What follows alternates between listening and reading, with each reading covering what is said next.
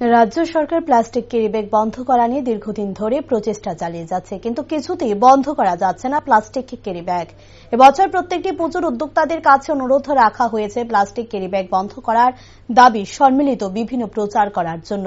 সে ডাকে সাড়া দেয় রামনগর ৫ নম্বর রাস্তার মুক্তি সংঘ, যার এবছরের পুজোর উদ্যোক্তা হচ্ছে এলাকার মহিলারা। তারা মেয়েকে সঙ্গে নিয়ে প্লাস্টিক ক্যারিব্যাগ ব্যবহার না করার আহ্বান নিয়ে এক সচেতনতা প্রচার সংঘটিত করে বুধবার। সচেতনমূলক প্রচারে বের হয়ে মেয়র দীপক মজুমদার বলেন, সরকারের পক্ষ থেকে প্লাস্টিক মুক্ত রাজ্য গড়ে তোলার আহ্বান রাখা হয়েছিল। এরই অঙ্গ হিসেবে অনেক আগেই সরকারি বেসরকারি বিভিন্নভাবে প্লাস্টিকের ব্যবহারের অপকারিতা নিয়ে বিভিন্ন সচেতনতামূলক অনুষ্ঠানের আয়োজন করা হয়। তবে এবছর রাজ্য সরকার এবং পুর নিগমের উদ্যোগে আহ্বান রাখা হয়েছিল প্লাস্টিক মুক্ত ত্রিপুরা গড়ে তোলার জন্য, সকলে এগিয়ে আসার জন্য। আর এই আবেদনের সাড়া দিয়ে এই প্রথম মুক্তি সংঘ ক্লাবের উদ্যোগে আয়োজন করা হয়। তার জন্য মুক্তি সংঘ ক্লাবের সকল সদস্যদের তিনি ধন্যবাদ জ্ঞাপন করেন। প্লাস্টিক মুক্ত রাজ্য ঘোষণা করা হয়েছে আগে থেকে।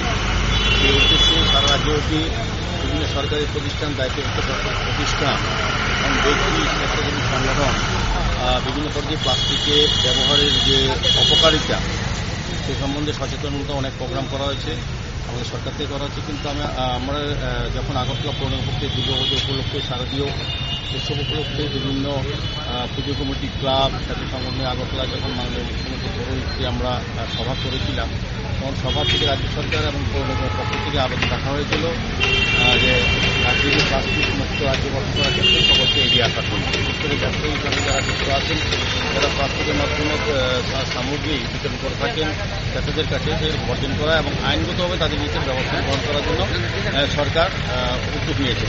কিন্তু আমাদের ভালো লেগেছে, আমি বলবো আমাদের শারদীয় উৎসবে আমাদের আগরতলা পৌর নিগমে যখন আমরা শারদ সম্মানের ঘোষণা করেছিলাম, তখন বলেছিলাম প্রত্যেকটি ক্লাবকে যারা অন্তর্ভুক্ত হবে শারদ সম্মানে অন্তর্ভুক্ত তাদেরকে নেশা মুক্ত ত্রিপুরা এবং প্লাস্টিক মুক্ত রাজ্য গঠন করার যে বার্তা, এটা যাতে ক্লাব প্রাঙ্গণে পুজো প্রাঙ্গণে থাকে, যাতে মানুষ যত দর্শনার্থী পুণ্যার্থী আসবে তারা যাতে সচেতন হয়। সেই আবেদনের সাড়া দিয়ে আমি বলবো আজকে প্রথম আমাদের রামনগর মুক্তি সংঘ ক্লাবের উদ্যোগে একটা সচেতনতা র্যালির আয়োজন করা হয়েছে।